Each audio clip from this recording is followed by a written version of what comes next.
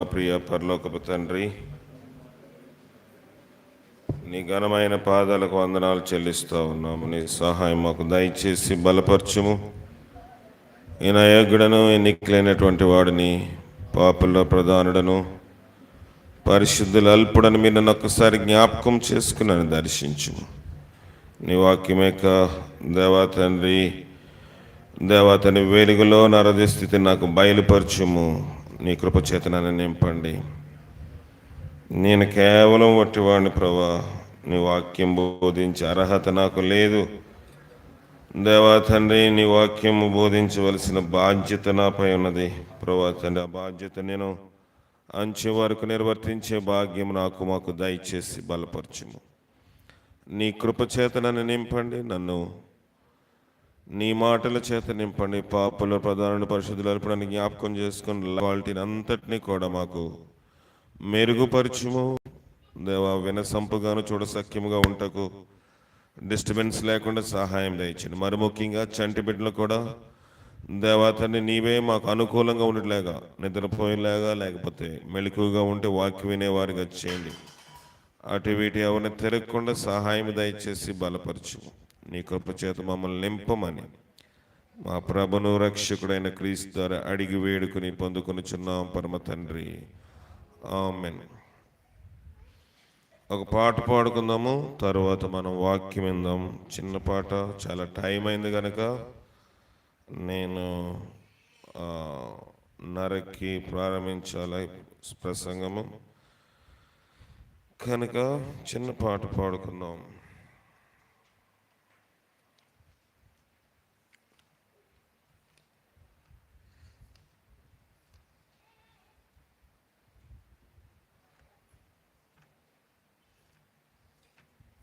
ఆరాధన గీతముల పాటల పుస్తకం నుంచి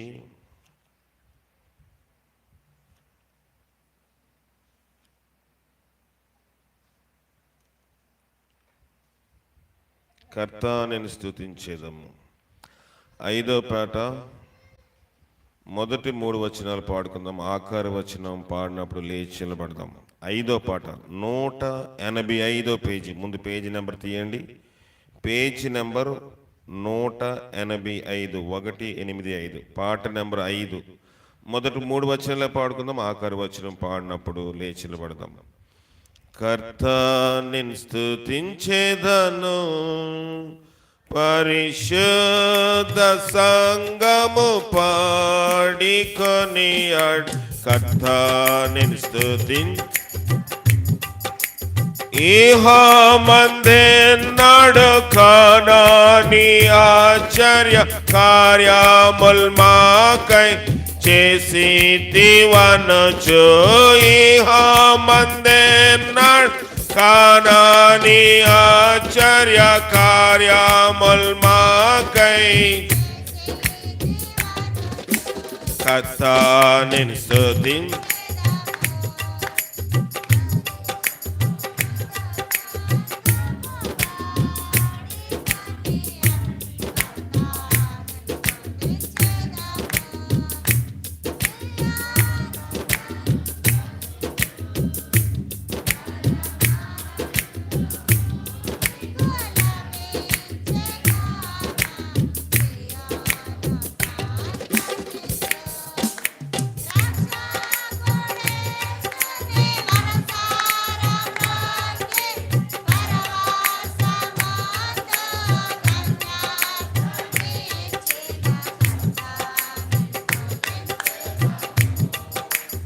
పరిశుద్ధ సంగము పాడి కొనియాడు. కర్త నిన్ను స్తుతించెదను, కన్నారా చూచితిమి దైవ రక్షణను రుచించి ఎరిగితి. కన్నారా లెక్కింపలేని కృపలతో నిన్ను దర్శించి దీవింపనిశ్చయించిన. లెక్కింపలేని కృపలతో నిన్ను దర్శించి దీవింపనిచ్చాయి. కర్తాని అందరం లేచి నిలబడదాం, అందరం లేచి నిలబడదాం. పవిత్ర సంగమా యేసు వేదాకి వెంటడి స్వంతము చేసిన పవిత్ర సొత్తు లేకుండా పడి అన్నాను రక్తమునిచ్చి జీవింపచేసి సత్తు లేకుండా రక్తమునిచ్చి జీవింపచేసిన కర్తాని పరిశుద్ధ సంగము పాడి కొనియాడి కర్తాని స్తుతించి. మహాకనికరమును ప్రేమ కలిగిన మా ప్రియ పరలోకపు తండ్రి, వాక్యం వినగలిగే చెవులు, గ్రహించగలిగే హృదయం మాకు దయచేసి బలపరిచి, మరి ముఖ్యంగా చంటి బిడ్డలందరూ కూడా దేవా తండ్రి మాకు ఎక్కడ డిస్టర్బెన్స్ లేకుండా ఇక్కడ మా చెరుపాలెంలో కూడా వారు దేవా తండ్రి పడుకుంటకు లేకపోతే కాముగా ఉండటకు సహాయం దయచేసి బలపరచుమని క్రీస్తు అడుగుచున్నాం తండ్రి, ఆమేన్. దయచేసి అందరూ కూర్చోండి. ప్రభువైన యేసు క్రీస్తు యొక్క ప్రశస్తమైన నామంలో మీకు మొదటి ఆదివారపు శుభములు, వందనాలు తెలియజేస్తా ఉన్నాను. లైవ్లో వీక్షిస్తున్న మాచర్ల వారి పాలెం సంఘ బిడ్డలకు కూడా ప్రత్యేకమైన వందనాలు తెలియజేస్తా ఉన్నాను. దయచేసి మాచర్ల పాలెం వారు కూడా మీ చంటి బిడ్డలను డిస్టర్బెన్స్ లేకుండా, పక్క వారికి ఆటంకం లేకుండా చూసుకోవాల్సిందిగా మనవి చేస్తా ఉన్నాను. ప్రార్థన చేద్దాము. ఏం కాదు. యేసు నామమున మనకు జయమున్నది. హల్లెలూయా. పాడండి అమ్మా, పాడండి గట్టిగా. సాతాను పారిపోవును, యేసుడేమి చేయను ఊహకందునా. గట్టిగా నిన్నెంతో పాడండి బాబు. యేసు యేసు నామమున మనకు, మరొకసారి యేసు నామమున మనకు జయమున్నది. హల్లెలూయా. యేసు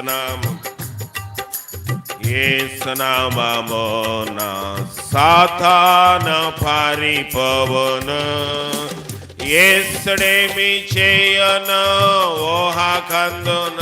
ఫ్యాన్ కావాలా? నిన్నెంతో ప్రేమించి, ఫ్యాన్ కావాలా? యేసు నామమున మనకు జయమున్నది.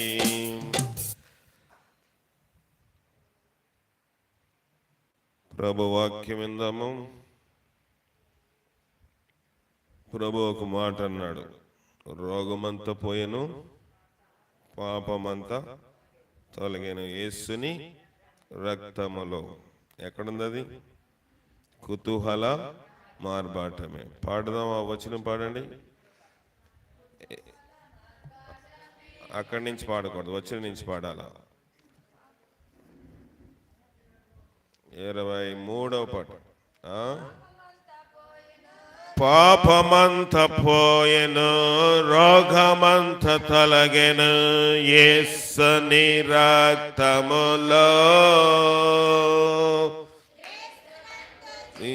ఈ మైక్ పని వాడద్దన్నారు మిమ్మల్ని, ఈ మైక్ వాడద్దన్నారా?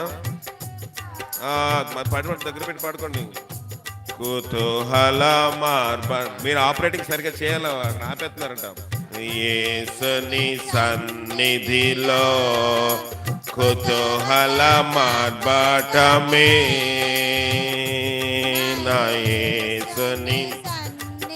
మరొకసారి. పాపమంత పోయెను యేసుని రక్తములో, క్రీస్తునందు జీవితం కృప ద్వారా పరిశుద్ధాత్మలో కుతూహల మార్బాటమే నా యేసుని సన్నిధిలో కుతూహల మార్బాటమే నా యేసుని సన్నిధిలో. దేవుని యొక్క నామములో రోగము ఇంకేం పోతుందంట? పాపము కూడా పోతుంది. ఉందా బైబిల్లో? మీలో ఎవడైనా రోగి ఉన్నాడా? ఏం చేయాలి నోహ గారు? సంఘం పెద్దలు పిలిస్తే వాళ్ళు ఏం చేయాలంట? నూనె రాసి ప్రార్థన చేసి ఏం పోద్దంట? రోగము పాపము కూడా పోతుందని ఉంది వాక్యము. దేవుడు అధికారం ఇచ్చాడు కనుక మనం భయపడకూడదు. సైతానుడు ఏదో చిన్న చిన్న కలవరాలు మనకు పెడతాడు. దేవుని యందు మనం ధైర్యంగా ఉండాలి. కనుక వాక్యం విందాము. వాక్యం విందాం. బాగానే ఉందా? వాక్యం విందాం. లేకపోతే సిలువ గుర్తు ఏమని తీసుకెళ్ళి సిలువ గుర్తు చేయండి. మనము చాలాసార్లు వాక్యములు వింటూ ఉంటాము. ఈ దినము ఒక జబ్బు గురించి చెప్తాను. ఏ జబ్బు? ఏం జబ్బు అంటారా? ప్రపంచంలో కఠినమైన జబ్బులు కొన్ని ఉన్నాయి. ఆ జబ్బుల్లో ఒకటి ఏంటి చెప్పండి?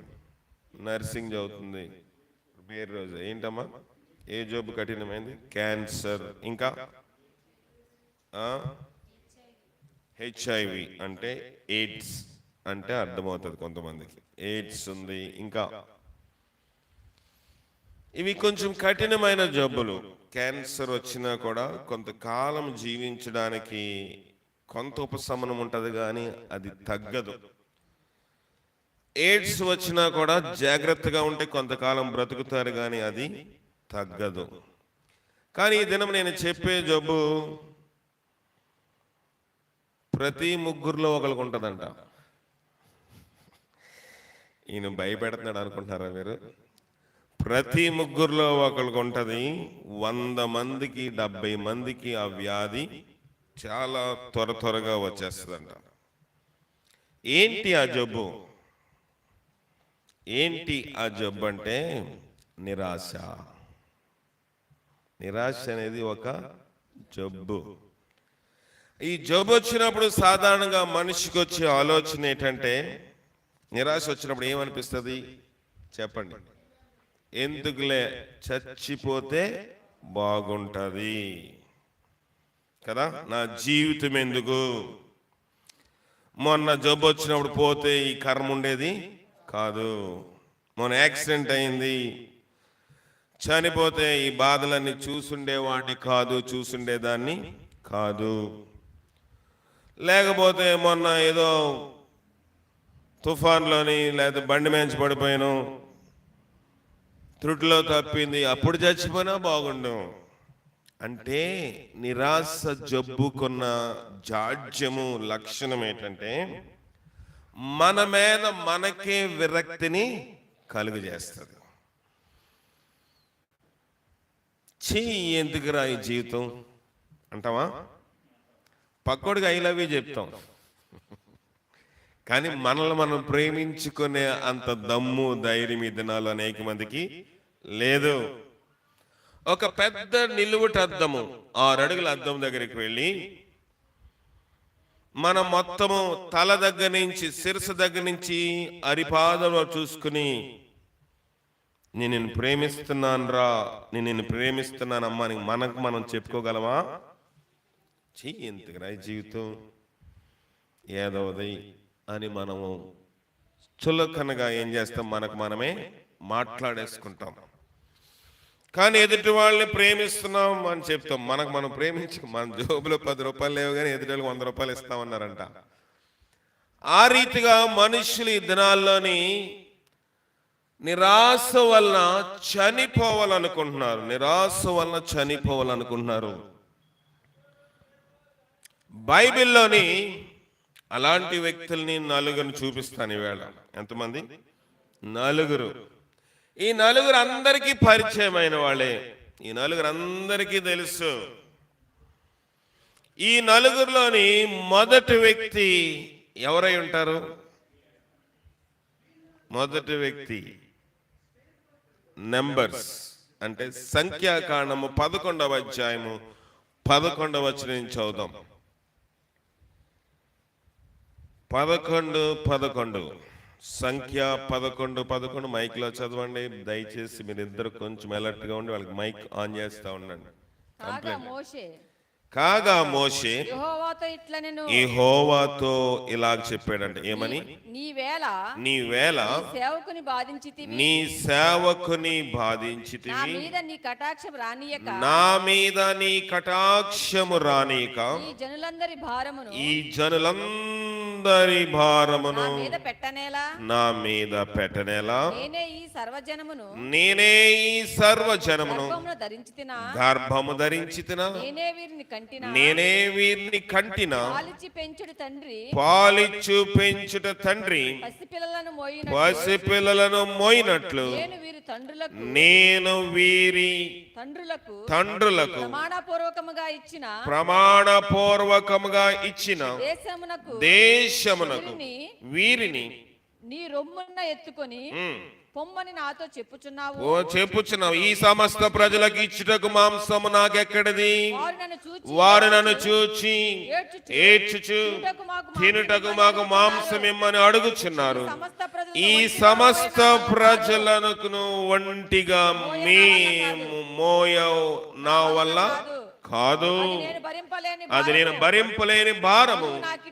నీవు నాకిట్ల చేయవలసిన ఎడల నన్ను చంపుము. నా మీద నీ కటాక్షం వచ్చినలా నేను నా బాధను చూడకున్నట్లు నన్ను చంపే. ఎవరు ఈ మాటలు మాట్లాడుతున్నారు? మోషే 40 దినాలు ఉపవాసం ఉండి ప్రార్థన చేశాడా లేదా? 20 లక్షల మందిని నడిపించిన వాడు. అందరికీ బండలో నుంచి నీళ్ళు ఇచ్చాడు. ఎర్ర సముద్రము పాయలు జాగ్రత్తగా వినండి, అందరూ జాగ్రత్తగా వినండి దయచేసి. ఎర్ర సముద్రము లైవ్ లో మాచారపాలెం బిడ్డలు మీరు జాగ్రత్త పెట్టుకోండి. ఏడిస్తే కొంచెం ఊరుకోబెట్టండి. మా బిడ్డలు కాదన్నట్టు వదిలేయకండి దయచేసి. ఎవరిని ఉద్దేశించి చెప్పట్లేదు కానీ ఎవరికి ఆటంకంగా ఉండదు. మాచారపాలెం కానీ ఇక్కడ కానీ జాగ్రత్తగా విన్నాం. ఎర్ర సముద్రం పాయలు చేసి వచ్చినప్పుడు వెనకాత్రి వీళ్ళందరూ ఏం చేస్తున్నారు? సణుక్కుంటున్నారు. ఎవరు? ఇశ్రాయేలు సణుక్కుంటూ ఉన్నప్పుడు ఇశ్రాయేలు అందరితో మీరు నా మీద సణుక్కుంటున్నారేటని అడిగాడా? మీరు ఊరకనే నిలుచుని నేడు యెహోవా మీకు అనుగ్రహించిన మహిమను, రక్షణను, విడుదలను కన్నులారా చూడండి అన్నాడు. ఇక మీదట మీరు చూస్తున్న ఐగుప్తుని ఎన్నడూ చూడరు అన్నాడు. నీళ్ళు అడిగినప్పుడు, ఎర్ర సముద్రం పాయలు చేస్తున్నప్పుడు దేవుడు ఆయనకి తోడుగా ఉన్నాడు. చేదైన జలములు, మారాగా ఉన్న జలములు మధురంగా చేశాడు. ఇశ్రాయేలు ప్రజలు ఏదైనా అడిగితే నేను మిమ్మల్ని పోషిస్తున్నానా? నేను పోషించట్లేదు కదా, మీరు దేవుణ్ణి అడగండి అని చెప్పినాడు. ఈరోజు పరిస్థితి చూస్తే వీళ్ళందరికీ మాంసము ఎక్కడా తేవాలి? 2 లక్షల మందికి మాంసం నేనెక్కడ తెస్తాను అన్నాడా లేదా? అన్నాడు. నేనెక్కడ తేగలరా బాబు, నా దగ్గర ఏమీ లేదు, మా మామగారు కూడా ఏమీ ఇవ్వలేదు, ఏదో కబుర్లు చెప్పి వాళ్ళ అమ్మాయి నాకు తగిలించేశాడు, కట్న కానుకలు ఏమీ నాకు లేవు. నేను ఏమన్నాడు చూడండి, చాలా బాధగా మాట్లాడేస్తున్నాడు. ఎవరు? మోషే. ఈ 13 ఈ సమస్త ప్రజలు ఇచ్చినకు మాంసం నాకెక్కడది? వారు నన్ను చూచి ఏడ్చుచు తినుటకు మాకు మాంసమేమని అడుగుచున్నారు. ఈ సమస్త ప్రజలను ఒంటిగా మోయవల్లని నా వల్ల కాదు, అది నేను భరింపలేని భారము. నీవు నాకెట్లు చేయదలసి నేడల నన్ను చంపేయి. ఒక భక్తుడు మాట్లాడవలసిన మాటలేనా ఈ మాటలో? మోషే అంతటి వాడు కూడా నిరాశకు లోనైపోయాడు, విసిగిపోయాడు, చచ్చిపోతే బాగుండు అనుకున్నాడు. బెంగళూరు పట్టణము చూస్తే అందరికీ 1,00,000కు మించే ఉంటాయి జీతాలు. అందరూ అక్కడ సాఫ్ట్వేర్ ఉద్యోగస్తులు ఎక్కువ ఉంటారు. రోజుకి 50 మంది ప్రయత్నం చేస్తారంట. ఎందుకు? చచ్చిపోవాలి, ఆత్మహత్య చేసుకోవాలని. 50 మంది ప్రయత్నం చేస్తే 3 చచ్చిపోతూ ఉంటారంట రోజుకి. ఎందుకంటే వారిలో ఉండినది నిరాశ, వారిలో ఉండినది జీతం ఉంది కానీ తృప్తి ఏమీ లేదు. జీతం ఎక్కువ ఉండవచ్చు కానీ వారికి ఎన్నో తలకు మించిన భారాలు, డ్యూటీలో ప్రెషర్లు, ఒత్తిళ్లు తట్టుకోలేక చనిపోతారు. 3 చనిపోతున్నారని పోలీసు వాళ్ళు చెప్తూ వాళ్ళు ఇచ్చిన స్టేట్మెంట్ ఏంటంటే, మేము 3 చెప్తామండి, కనీసం 7 చనిపోతారు కానీ ఒకడు యాక్సిడెంట్లో పోయాడని, వాడు కరెంట్ షాక్ కొట్టి చచ్చిపోయాడని, వాడు కాళ్ళు జారిపడి చచ్చిపోయాడని మేము దాంట్లో మాఫీ చేస్తాము. కానీ రోజుకి 7-8 మంది ఆత్మహత్య చేసుకుని చనిపోతున్నారు. నెలకి 1,300 మంది, 1,400 మంది చనిపోతున్నారు. ఎంత జీతము? 1,00,000. ఎందువల్ల అంటే తృప్తి లేదు లోపల. తమ జీవితములు ఎప్పుడు ఆత్మహత్య చేసుకుంటారు తెలుసా? మనమంటే మనకి అసహ్యం పుడుతుంది. నా జీవితం ఎందుకు? ఇక్కడ అదే అన్నాడు, నాకు వీళ్ళందరికీ మాంసం పెట్టాలి, తల్లి రొమ్మున లేకపోతే తండ్రి లేక ఉన్నట్టు వీళ్ళందరూ ఏడిస్తే నేను పాలు ఇవ్వడం ఏంటి? వీళ్ళందరూ ఏడుస్తున్నా దగ్గర డాడీ డాడీ అన్నట్లుగా తిరుగుతున్నారు. ఇలాగ నువ్వు చేయదలిస్తే నన్ను చంపుము, నా మీద నీ కటాక్షం వచ్చేలా నేను ఈ బాధ చూడుకున్నట్లు నన్ను చంపుము. మోషేకి ఏమైనా భారం ఉందంటారా? లేదు. మోషే ఏమైనా బండకోడి దగ్గరికి వెళ్ళి కొట్టించుకు రావాలా? లేకపోతే మాంసం దుకాణం, పొట్టేలు మాంసమో, గొర్రెపోతు మాంసమో, మేక మాంసం దగ్గరికి వెళ్ళి లేకపోతే కొట్టించుకు రావాలా? ప్రభువుకు ప్రార్థన చేస్తే దేవుడు ఇస్తాడా? ఇవ్వడా? ఇస్తాడు. అంతకుముందు ఎర్ర సముద్రం పాయలు చేసినప్పుడు నిలబడండి, నేను కర్ర జాతాను, దేవుడు సహాయం చేస్తారని చెప్పినవాడు ఈ దినమంది ఏమన్నాడంటే, నేను వీళ్ళందరినీ పోషించలేను, నన్ను తీసేసుకో. నిరాశ మనుషులకి కరెక్ట్గా ఫోన్ మనం ఎవరితో మాట్లాడితే కట్ అయిపోయింది అనుకో, జీవితం ఇప్పుడే కట్ అయిపోలా, ఇప్పుడే స్విచ్ ఆఫ్ అయిపోవాల. ఫోన్ స్విచ్ ఆఫ్ అయినా బ్రతుకు మీద విరక్తి వచ్చేస్తుంది. ఏదైనా కొంచెం పని చేసినప్పుడు, ఒక్కసారి 2 సార్లు 3 సార్లు ప్రయత్నం చేస్తే అవ్వలేదు అనుకోండి, జీవితము. నిరాశ ఎందుకు వస్తుంది మనుషులకి? మోషేకి నిరాశ రావడానికి కారణం ఏంటంటే అనవసరమైన భారము తన మీద వేసుకుంటున్నాడు. ఇశ్రాయేలు ప్రజలు అడిగినప్పుడు మోషే చేయవలసిన పని ఏంటి? ప్రభువా, ఈ ప్రజలు మాంసమును అడుగుతున్నారు, నీవే దయచేయని ప్రార్థన చెయ్యాలి. కానీ శరీర సంబంధంగా మాట్లాడి ప్రభుతో నేరుగా అంటున్న మాటలు ఏంటంటే, నన్ను చంపేయి. కనుక నిరాశ అనేది ఒక జబ్బు. ఎంతమందిలో అన్నాను? 100 మందిలో 70 మందికి వస్తూనే ఉంటుంది. బైబిల్లో మోషేకి కూడా నిరాశ అనే వ్యాధి వచ్చినప్పుడు తన జీవితమే తనకు అసహ్యం కలిగి నన్ను చంపేయి. రెండో వ్యక్తి మనం లేఖన భాగం చదువుకున్నాం కదా, 1 రాజుల గ్రంథము 19వ అధ్యాయము 4వ వచనం చదవండి. 1 రాజులు 19:4 చదవండి.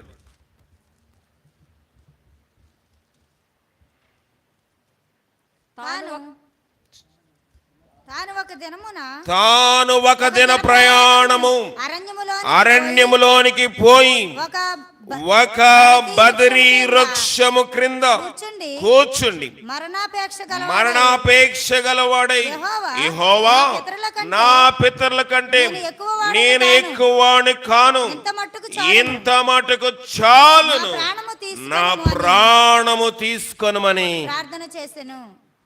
ఎవరైనా ఏలియా. ఇందాక మోషే అంటున్నాడు నన్ను చంపే అన్నాడు, కొంచెం నాటుగా మాట్లాడాడు. ఇక్కడ ఎందుకంటే మోషేగా ఆ మాటలు ఎందుకు వచ్చాయంటే అందరు నాటు బ్యాచ్. ఎవరో చుట్టుపక్కల ఉన్న వాళ్ళు, మోషే చుట్టుపక్కల ఉన్న వాళ్ళందరూ కొంచెం కటువుగా ఉన్నారు కనుక ఆయన మాటలు కూడా కటువుగా ఉన్నాయి. ఇక్కడ ఏలియా అంటున్న మాటలు ఏంటంటే, ఏలియా చెప్తున్న మాటలు ఏంటంటే, ఎక్కడికి వెళ్ళాడంట? ఒక దిన ప్రయాణములోనికి. ఎందుకు వెళ్ళిపోయాడు చెప్పండి? ఎందుకు వెళ్ళిపోయాడు మీరు చెప్పాలి. మీరు అస్సలు మాట్లాడరు ఏదైనా చెప్తే. భయపడిపోయి వెళ్ళిపోయాడు. ఎవరికి భయపడ్డాడు? యెజెబెల్ నేను చంపేస్తాను. ఏమంది? నేను చంపేస్తాను. మా బయలుదేవతలందరినీ చంపేశారంట. వాళ్ళ దేవతలకి మీరు ఆరాధ్య దైవం లేకుండా చేశారంట, మిమ్మల్ని చంపేస్తాను. అంతకుముందు ఏం చెప్పాడు ఏలియా? అంతకుముందు ఏం చెప్పాడండి? ఏం చెప్పాడు చెప్పండి? ఏం చెప్పాడు ఏలియా? వర్షము పడదన్నాడా? పడుతుందన్నాడా? పడదన్నాడు. ధైర్యంగా చెప్పాడా? ధైర్యంగా చెప్పాడు. ఇంకేం చెప్పాడు? బయలుదేవతల దగ్గర సవాలు చేశాడు. ఇంకా చాలా చాలా చేశాడు. అప్పుడు చాలా ధైర్యంగా ఉన్నాడు. ధైర్యం కోల్పోయి ఏ వృక్షం దగ్గరికి వెళ్ళాడంట? బదరీ వృక్షం ఎలాగుంటో తెలుసా? పర్లేదు పర్లేదు పర్లేదు పర్లేదు పర్లేదు. బదరీ వృక్షము ఎలాగుంటుందో తెలుసా? ఎలాగుంటుందో తెలుసు? చీపురి, మనకి పూతికి చీపుర్లు ఉంటాయి. పూతికి చీపుర్లు అని అంటారు. ఇస్తరాకులు కుట్టే వాళ్ళకి బాగా తెలుస్తుంది. దాని ఈనెలు ఉంటాయి కదా, దానికి ఏమి జుట్టు ఏమి ఉంటుందా? తొక్కు ఉంటుంది. అలాగుంటది ఏది వృక్షము? బదరీ వృక్షము. దానిలోకి వెళ్ళిపోయాడు ఎవరు? ఏలియా. భయపడి ఒక దిన ప్రయాణం అంత. అక్కడ ఏమని చూడండి, తాను ఒక దిన ప్రయాణం అరణ్యములోనికి పోయి, అంటే 20 కిలోమీటర్లు, దాదాపుగా 30 కిలోమీటర్ల దూరం వెళ్ళిపోయాడు అరణ్యంలోనికి. దేని చేత? భయము వల్ల. ఎవరికి భయపడుతున్నాడు? ఆ దేశపు యొక్క రాణి, ఆ దేశ పరిపాలిస్తున్న యెజెబెలుకు భయపడిపోయి, ఒక స్త్రీకి భయపడిపోయి, ఒక దైవజనుడు వెళ్ళి బదరీ వృక్షపు ఏమన్నాడు? క్రింద కూర్చుండి మరణాపేక్ష గలవాడే, నేను చచ్చిపోవాలి, ఆవిడ చేతిలో చచ్చే కన్నా నాకు నేనే చచ్చిపోవాలి, నాకు నేను చచ్చిపోవాలంటే నేను ఆత్మహత్య చేసుకోకూడదు గనుక ఏమన్నాడు?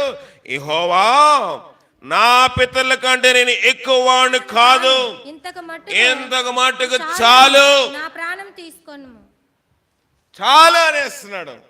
ఇంత మట్టుకు చాలులే, నేను చేసిన సేవ చాలు, ఎప్పుడు దక్కునే బ్రతికే నా బ్రతుకు. అవునా కదా?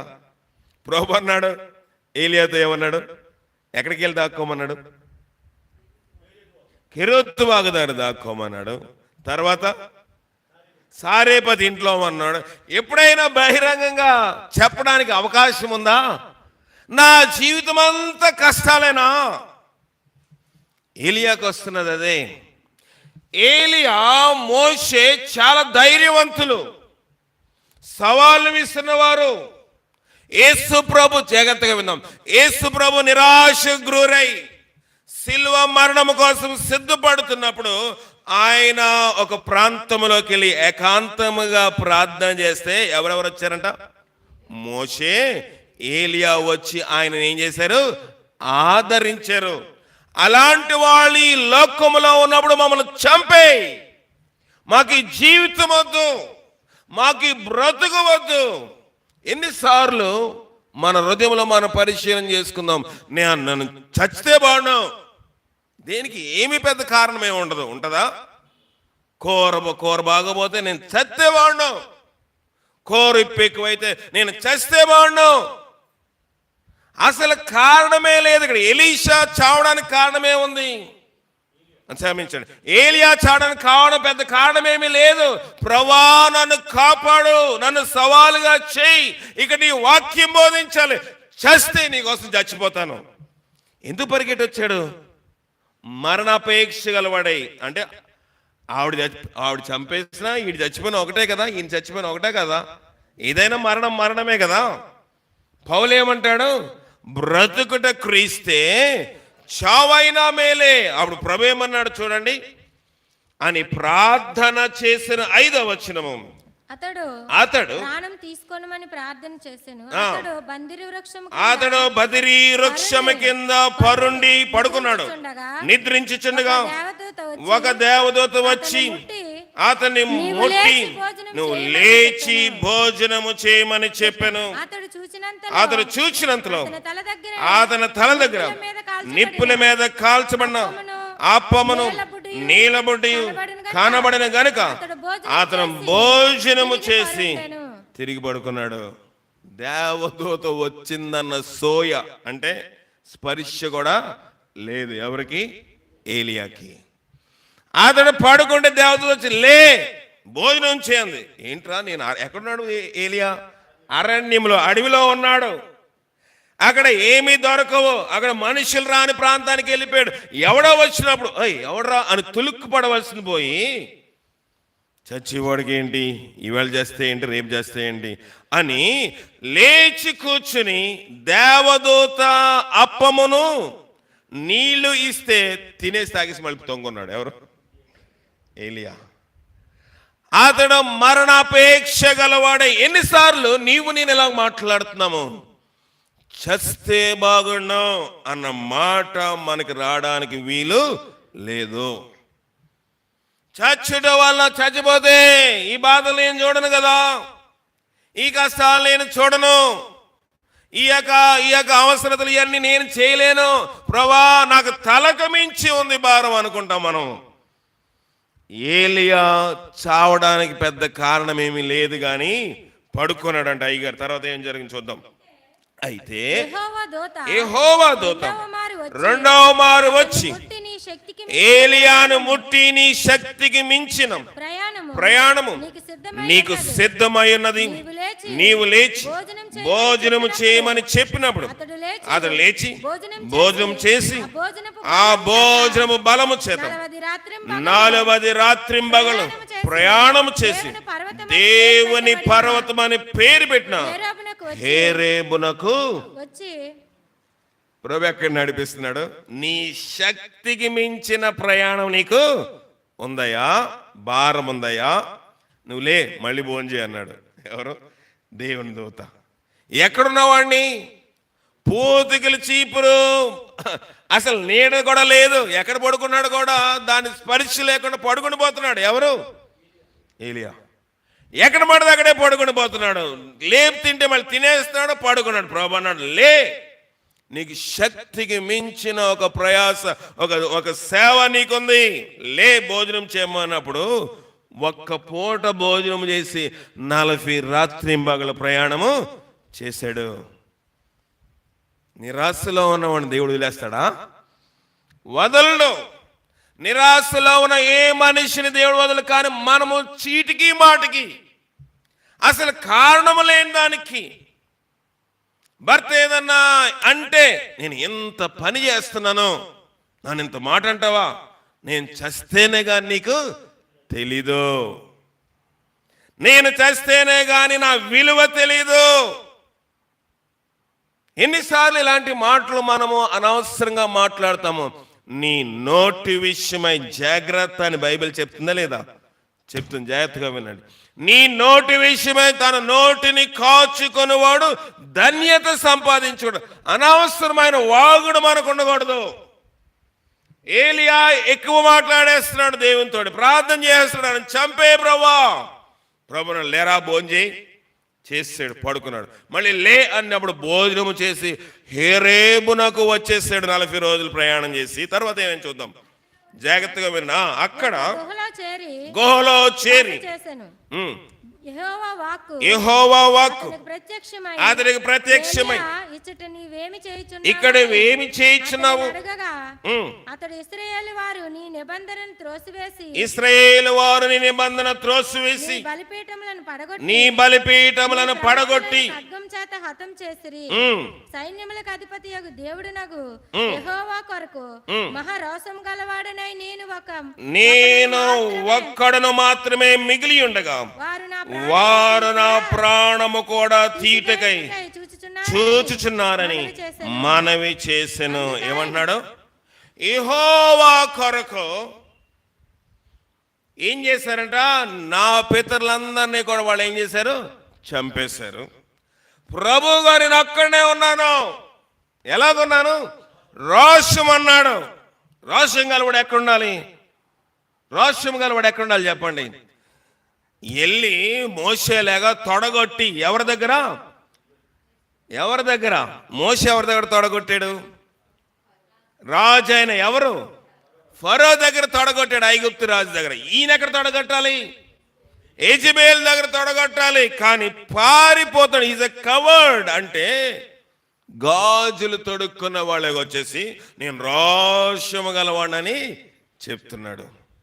చీపురు పుల్లల దగ్గర దాక్కున్నాడు, పడుకున్నాడు. భోజనం పెడితే తిన్నాడు, పడుకున్నాడు, తిన్నాడు, లేచి 40 దినాలు ప్రయాణం అయిపోయి అక్కడికి వెళ్ళైనా నిలబడ్డా? ఒక గుహలో మళ్ళీ దాక్కున్నాడు. ప్రభు వదిలి పెడుతున్నాడా? నీకు ఎక్కడ ఏం పనిరా? నువ్వు అనుకోవచ్చు నేను దాక్కుని పోతా, నన్ను ఎవరు చూడలేదని. నీ రహస్య స్థితి, నా రహస్య స్థితి ఎవరికీ తెలియలేదు. అందుకే పెద్దలకు సామ్యం చెప్తారు. పిల్లి పాలు తాగిందంట, ఎవరు చూడలేదు అనుకుని మీసాలు తుడుచుకుని వెళ్ళిపోయిందంట. ఎవరు? పిల్లి వెనకాతల నుంచి కరెక్ట్గా నడుము మీదకి వచ్చిందంట. ఏంటది? దుడ్డు కర్ర. ఒరే ఎవడరా చూస్తాడు నన్ను? అలాగే ఏలియా అనుకున్నాడు వెళ్ళిపోయిలే. ఒక రోజు ప్రయాణం చేసేసి 20-30 కిలోమీటర్లు దాటి బదరీ వృక్షం కింద పడుకుని పోయాడు. 2 రోజుగా 40 రోజులు ప్రయాణం చేసి, చూడండి ఎంత దూరం వెళ్ళిపోతే అంత బాగుండను. ఒక రోజు భోజనం చేసి 40 రోజులు ప్రయాణం చేశారంటే చాలా గట్టి ప్రాణి. ఎవరు? జోసెఫ్ గారి లాగా. ఎవరు? ఏలియా. వెళ్ళిపోయి గుహలోనే ఏం చేశాడు? దాక్కుంటే ఇక నీకేం పని ఏలియా, లే అంటే ఏం చెప్తున్నాడు చూద్దాం. అందుకు ఆయన నీవు పోయి ఉండమని సెలవిచ్చాను. ఎక్కడుండమన్నాడు దేవుడు? యెహోవా సముఖమందు. ఎన్నో వచ్చిన చదువుతున్నారమ్మా? 11. ఆ సముఖమందు ఉండమని, నిలిచి ఉండమని సెలవిచ్చాను. అచ్చట యెహోవా బలమైన పెనుగాలి లేచెను. యెహోవా భయమునకు పర్వతములు బద్దలాయను, శిలలో చిన్న భిన్నములాయన గాని యెహోవా ఆ గాలి దెబ్బయందు ప్రత్యక్షము కాలేదు. గాలిపోయాను తరువాత భూకంపము కలిగిన గాని ఆ భూకంపమునందు యెహోవా ప్రత్యక్షము. రాళ్ళు బద్దలైపోయంట. ప్రభు అందులోంచి కనబడ్డా? గాలి చాలా గట్టిగా పెనుగాలి లేచెను, కానీ ఆ గాల్లోంచి ప్రభు ప్రత్యక్షము కాలేదు. 3వది ఏమొచ్చింది? భూకంపం వచ్చింది, కానీ దేవుడు ప్రత్యక్షము కాలేదు. అప్పుడు ఏమేం చదువుదాము? ఆ భూకంపమైన తరువాత మెరుపు పుట్టెను గాని మెరుపునందు యెహోవా ప్రత్యక్షము కాలేదు. మెరుపు ఆగిపోగా మిక్కిలి నిమ్మళముగా మాట్లాడొక స్వరము వినబడెను. ఏలియా దాని విని తన దుప్పటితో ముఖము కప్పుకున్నాడు. మొదట ఎక్కడ దాక్కున్నాడు? బదరీ వృక్షము దగ్గర, అరణ్యంలోనే. ఇప్పుడు హేరేబు పర్వతము, దేవుని పర్వతం దగ్గర జాగ్రత్తగా ఉన్నాడు. హేరేబు అని దేవుని పర్వతం దగ్గరికి వెళ్ళి ఆడు గుహలో దాక్కున్నాడు. గుహలో నుంచి బయటికి తీసడానికి దేవుడు ఉరుములు, దేవుడు మెరుపులు, ఇంకా భూకంపము, ఆ గుహ రాళ్ళు ఇరుగుపడినట్లు చేశాడు. దేవుడు రాలేదు కదా అని అక్కడే ఉన్నాడు.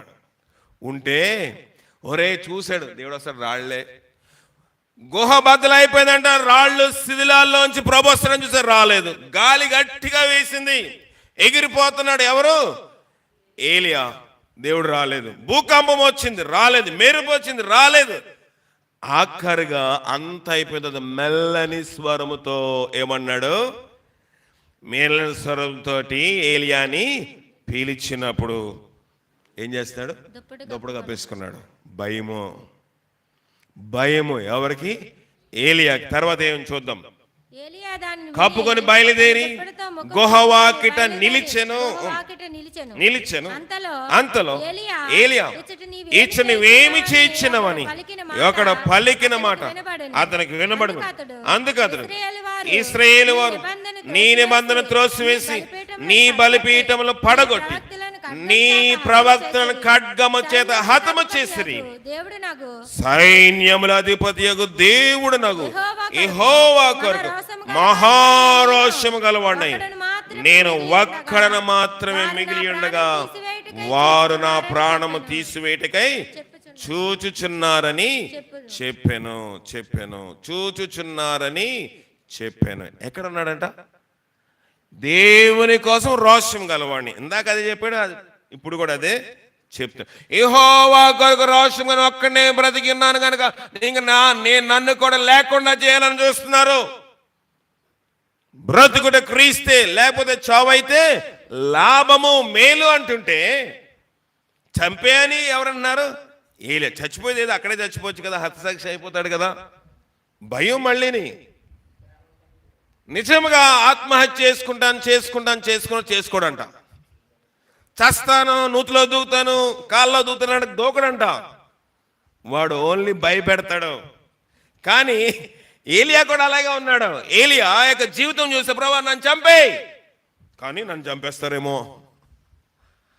మాటలకి క్రియలకి ఏమైనా పొంతనుందంటారా? లేదు. నన్ను అలా చంపేస్తారు కనుక ఇక్కడ దాక్కున్నాను. మళ్ళీ ప్రాణం అంటే చాలా తీపి, కానీ చంపే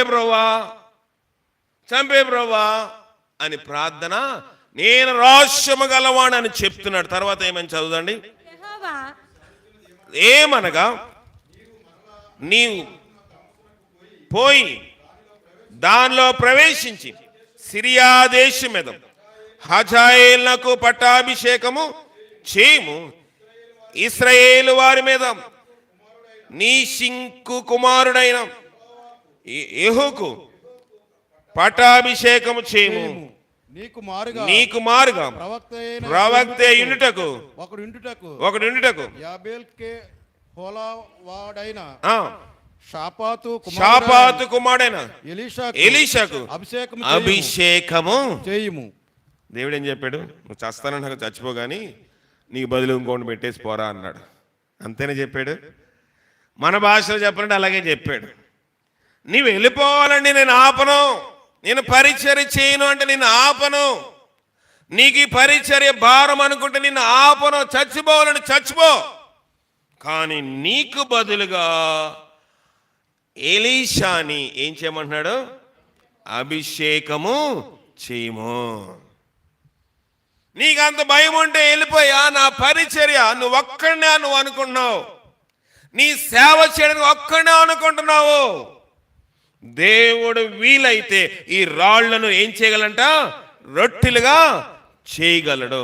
దేవుడు వీలైతే అబ్రహాముకి, ఇస్సాకి, యాకోబుకి మళ్ళీ కుమార్తెలను పుట్టించగలడు. మనం అనుకుంటాను నేను లేకపోతే ఈ పని అవ్వదు, నేను లేకపోతే ఎవరు ప్రసంగం చేస్తారని అనుకుంటే అది కేవలం ఏంటి? బుద్ధిహీనత. నేను లేకపోతే మందిరంలో చేపలు ఎవరేస్తారు? అందరూ ఇక్కడనే కాదు కానీ అనేక మంది లైవ్ వింటున్నారు కాబట్టి మాట్లాడుతాయి. ఏమో నేనేస్తున్నాను కాబట్టి నన్ను అంటున్నారు అనుకోదు.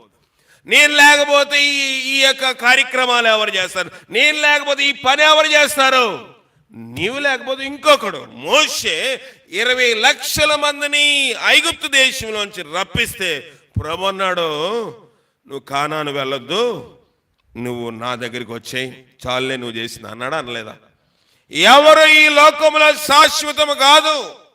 నేను శాశ్వతం కాదు, మీరు శాశ్వతం కాదు.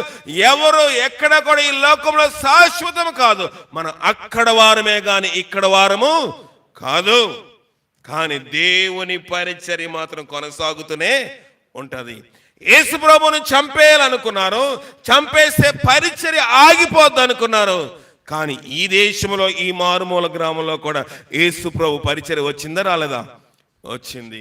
దేవుని పరిచర్య నీ వల్ల నా వల్ల ఆగదండి. ఏ పరిచర్య? వాక్యం, పాటలు, వాద్యాలు, మైక్ సెట్, లేకపోతే లైటింగ్, ఇంకేముంటాయి, చాపలు వేయడము, తుడవడము, కడగడము, డాన్సులు, డ్రామాలు, నాటికలు, స్టేజ్, ఏదైనా కానివ్వండి, దేవుని పరిచర్య ఆగదు. ఏలియాని దేవుడేం బ్రతిమలాడా? బాబు చేయాలరా, నువ్వు లేకపోతే నాకు రోషం కలవాడు ఎవడో లేడు, నువ్వే చెప్తున్నావు కదా, నువ్వు అక్కడే ఉన్నావు కదా, కనుక నువ్వు జాగ్రత్తగా చూసుకో, నీకేం కష్టం రాకుండా చూసుకుంటాను, కావాలంటే యెజబెల్ని లేపేస్తాను అన్నాడా? లేపలేడా దేవుడు యెజబెల్ని? దేవుడు అంటే పోతుంది ప్రాణం. కానీ నువ్వు కాకపోతే, నీకు చేత కాకపోతే పక్క తప్పుకో. అక్కడ నీకు బదులుగా ఎవరిని పెట్టు? ఎలీషాని పెట్టి. ఏమంటాడు చూద్దాం, చదవండి. అప్పుడు యెహోవా అతనికి, చదవండి, నిన్న వచ్చినము 17వ వచనం చదవండి. ఖడ్గమును తప్పించుకొని వారిని యేహూ హతము చేయును. యేహూ యొక్క ఖడ్గమును తప్పించుకొని ఎలీషా హతము చేసెను. అయినను ఇశ్రాయేలు వారిలో బయలునకు మోకాళ్ళనకయు నోటితో వాని ముద్దు పెట్టకనకయు ఉండు 7,000 మందిని నాకు ఇంకను మిగిలి. ఒక్కడే అనుకోండి, ఎంతమంది ఉన్నారంట? 7,000 మంది ఉన్న సంగతి అయ్యగారికి తెలియలేదు. అయ్యగారు అనుకున్నాడు, నేను ఒక్కడే రోషం గారిని ఒక్కడే, నన్ను చంపితే నన్ను ఏదైనా చేసేస్తారు, ఇష్టానుసారంగా హింసించి నిందించి ఏదేదో చేస్తారు, ఆ చావుకని నువ్వు చంపే అన్నాడు. కానీ ప్రభు అన్నాడు, ఎలీషా గురించి చెప్తూ, ఈ బయలకు వంగకయో నమస్కారం చేయకయో ముద్దు పెట్టకయున్న 7,000 మంది నా కోసము ఉన్నారు. ఉన్నారా లేదా? ఉన్నారు. తర్వాత చదవండి. ఏలియా నుండి పోయిన తర్వాత అతనికి షాపాతు కుమారుడైన ఎలీషా కనబడెను. అతడు తన ముందునున్న 12 అరకలు ఎడ్ల చేత దుక్కి దున్నించుచు 12వ అరకలు తాను తోలుచుండెను. ఒక్కసారి ఎలీషా ఎన్ని అరకలు దున్నగలడు? 12 దున్నగలడంట. మనం ఒకదాన్ని చేయడానికి చాలా కష్టం. చిన్నప్పుడు అనుకునేవాడిని ఇలా తిప్పడమే కదా అనుకునేవాడిని. మన వాళ్ళు ఒక్కొక్కసారి డేవిడ్ రాజు జకరియా పొలంలో దున్నినప్పుడు వీళ్ళు ఇలా పెడుతున్నారు, పెద్ద ఏముందని ఒకసారి కూర్చున్నా. అది ఎట్టిపోతుందో ఎద్దు కాళ్ళలోకి వెళ్ళిపోయింది. ఒకసారి ఓరు బాబు మళ్ళీ నాయన చూసి ఈ మీద పడుతుందని నువ్వే తీసుకో.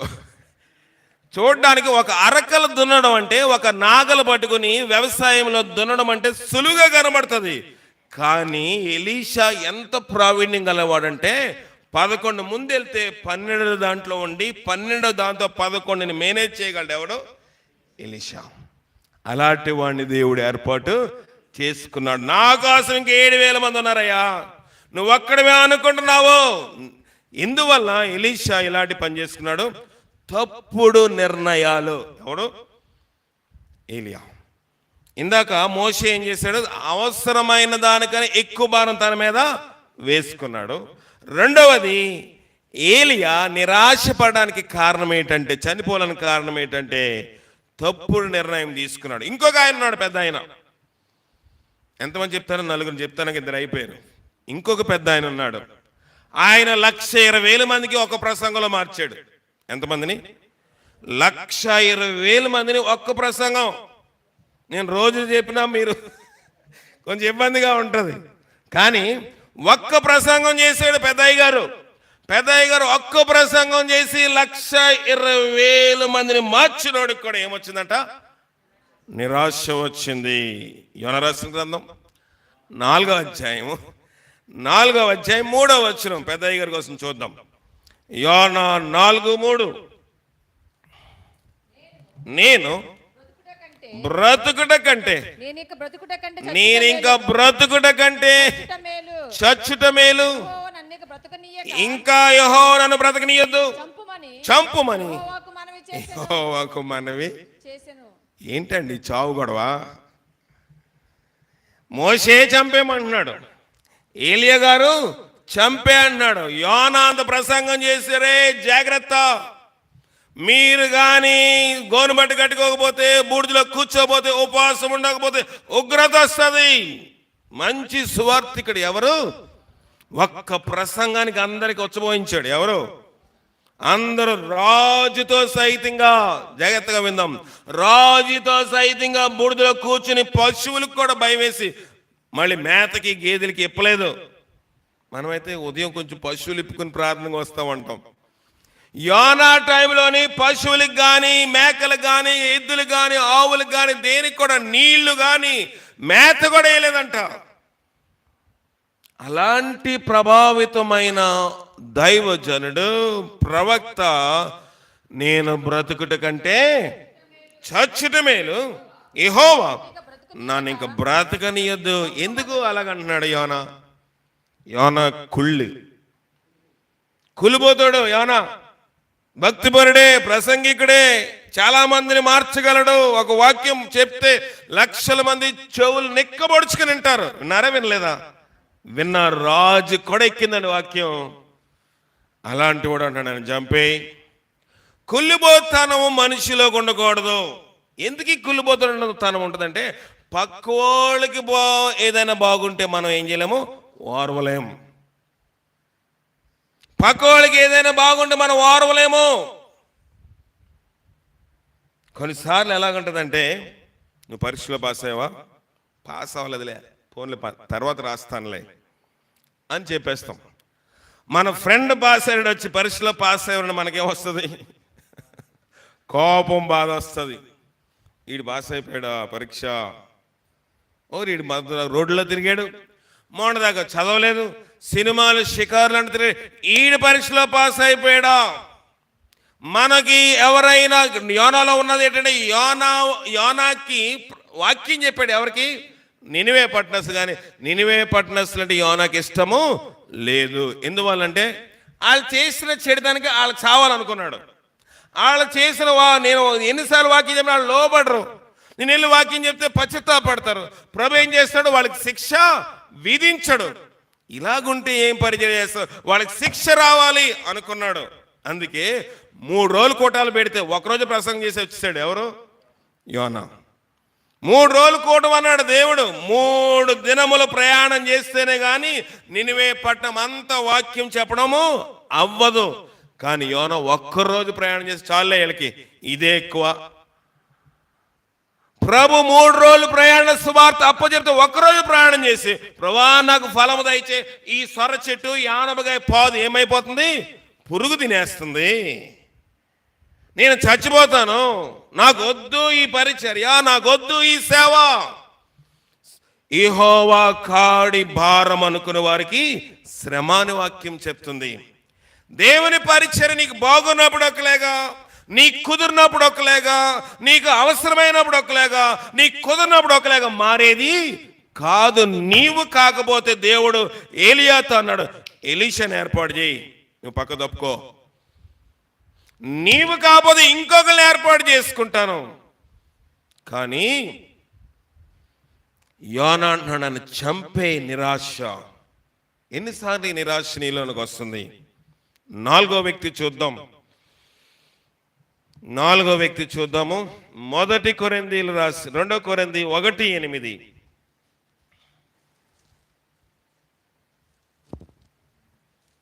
సహోదరులారా, ఆసియాలో మాకు తటస్థించిన శ్రమను గూర్చి మీకు తెలియకుండా మాకు ఇష్టము లేదు. అదేదనగా మేము బ్రతుకుతుము నమ్మకము లేక ఇండునట్లుగా మా శక్తికి మించిన అత్యధిక భారం వల్ల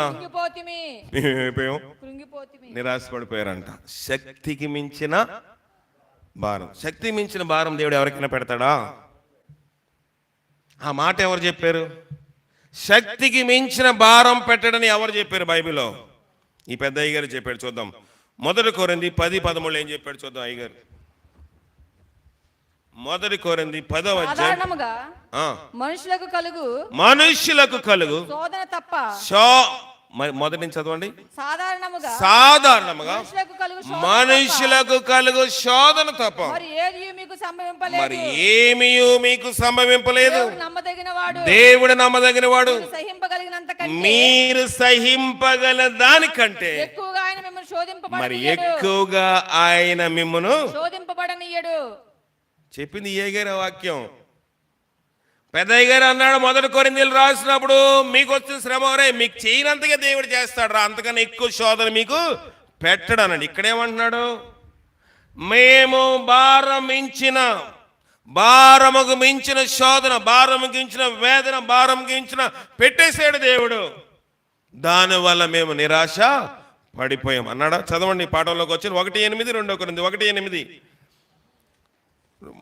సహోదరులారా, ఆసియాలో మాకు తటస్థించిన శ్రమను గూర్చి మీకు తెలియకుండా నాకు ఇష్టము లేదు. అదేదనగా మేము బ్రతుకుతామన్నా నమ్మకము లేదు.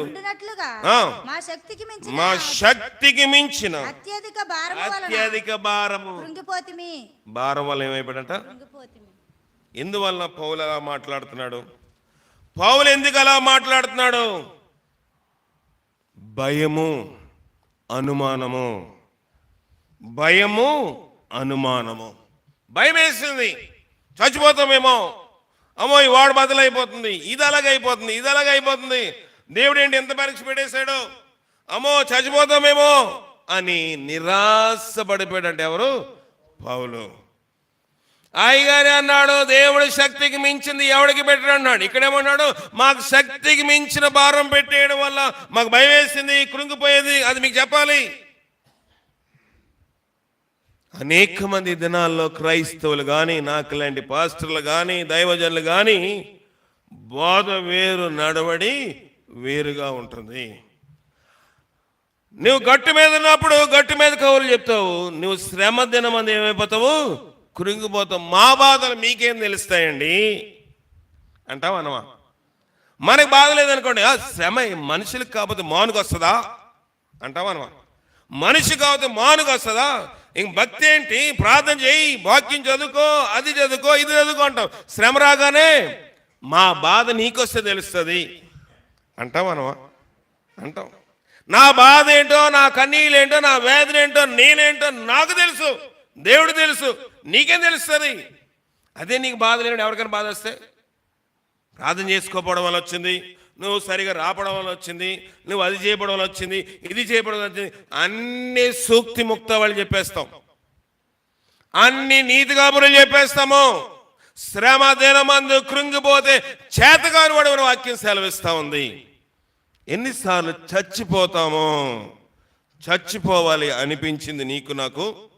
ఎన్నిసార్లు ఇలాంటిది వచ్చింది? ఎవరు మన పెద్దయ్య గారి పేరు యోనా ఏం చేశాడు? యోనా వాక్యం చెప్తే 120,000 మంది మారారు ఒక్క ప్రసంగానికి. బైబిల్లో ఒక ఆయన ఉన్నాడు, పెద్ద ఆయన, 40 సంవత్సరాలు వాక్యం చెప్పాడు. ఎన్ని సంవత్సరాలు? 40 సంవత్సరాలు వాక్యం చెప్పాడు. ఒక్కడో మారలేదు. 53 అధ్యాయాలు ఉంది. ఆయన పేరు ఇర్మియా. యోనా ఒక్క ప్రసంగం చేశాడు, 120,000 మంది మార్చాడు. 48 వచనాలు అంతే యోనా జీవితము. ఇర్మియా గ్రంథము 53 అధ్యాయాలు, ఒకడు మారలేదు. తీర్పు దినమంది ఎవరు మంచోళ్ళు? తీర్పు 52 క్షమించండి, 52 అధ్యాయాలు ఉంది ఇర్మియా గ్రంథము. అయ్యా నీ బ్రతుకులు ఎవడో మారలేదయ్యా. యోనా జీవితంలోని 120,000 మంది మారితే ఇర్మియా యొక్క సేవా జీవితం 40 సంవత్సరాలు ఒక్కడ మారలేదు. తీర్పు దినమంది ఎవడు గొప్పవాడై ఉంటాడు? మనం అనుకుంటాం యోనా అనుకుంటాం. యోనాకు దేవుడు ప్యాంట్ ఇప్పి మీద వేసేస్తాడు. దేవుడు అక్కడే వేసాడు. వెంటనే దేవుడు సొర చెట్టుని ఏం చేశాడు? పురుగు పంపించి తినేటట్లు చేశాడు, ఆనబోధని తినేటట్లు చేశాడు. కానీ ఇర్మియా గురించి దేవుడు అంటాడు, ఒక్కడ మారకపోయినా నిత్యము పరిచర్య చేస్తూనే ఉన్నాడు. ఇర్మియా ఎప్పుడైనా నేను చచ్చిపోతే బాను ఒక్కడో మారట్లేదు అన్నాడా? అనలేదు. ఓర్పుతో 40 సంవత్సరముల దీర్ఘ సేవ చేశాడు ఇర్మియా. మనం అనుకుంటాము, ఎంతమంది వస్తున్నారు ఈ పరిచర్య, ఎంతమంది వస్తున్నారు ఇక్కడ, తక్కువ మంది, ఫలానా అక్కడ ఇక్కడ ఎక్కువ అనుకున్నాం. దేవుడు ఒకటే అన్నాడు, చిన్న మందా భయపడకు. ఇంతమంది లేరేంటి, జనం లేరేంటి ఆ ఆశలు ఎప్పుడు నాకుండా ప్రభావం ఉన్నవాళ్ళైనా నేను రక్షించగలిగి అందరూ ఇక్కడ ఎలా కూర్చున్నామో పరలోకపు యొక్క గవనిలోని అందరం చేరుతుంది చాలు. ఆఖరిగా 42వ అధ్యాయం, కీర్తనలు 42వ అధ్యాయం. నేను ముగించలేను కానీ ముగించేస్తాను. 42వ అధ్యాయంలో ఇక్కడ ఏం జరుగుతుంది చూద్దాం. మొదటి 3వ వచనం చదువుదాం.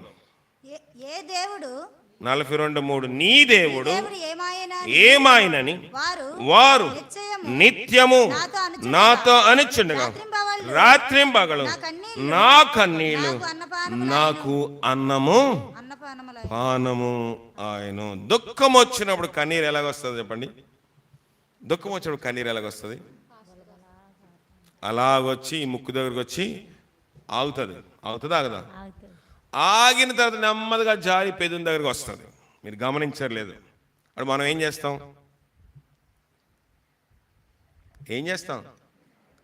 చప్పరిస్తామా? నేను చప్పరిచ్చాను, మీరు చప్పరిచ్చలేదు, నాకు తెలియదు. మనం ఎవరు చూడకపోతే కన్నీరు ఏం చేస్తే ఇక్కడికి వచ్చిందాన్ని దానిని నోట్లో పెడతాం. అది ఒప్పగా ఇంకెలా ఉంటుంది, కొంచెం చేదుగా ఉంటుంది. దావీదుకి అలాంటి అనుభవము ఎక్కువ. కర్చీఫ్లో ఉన్నాలే చూడం, ముక్క మామూలుగా కన్నీరు ఇలాగొచ్చి అక్కడ ఆగిపోతే దుఃఖములో ఉన్నప్పుడు ఆ కన్నీరును టేస్ట్ చేసేస్తాం, తెలియకుండానే రుచి చూస్తాము. దావీదు అన్నాడు, నా కన్నీళ్లు నాకు అన్నము పానమైపోయింది, నిండిపోయింది నాకు, నేను బోరిన విలపించాను దేవుని దగ్గర. ఏమని? ఇది ఎవరు రాసిన కీర్తన?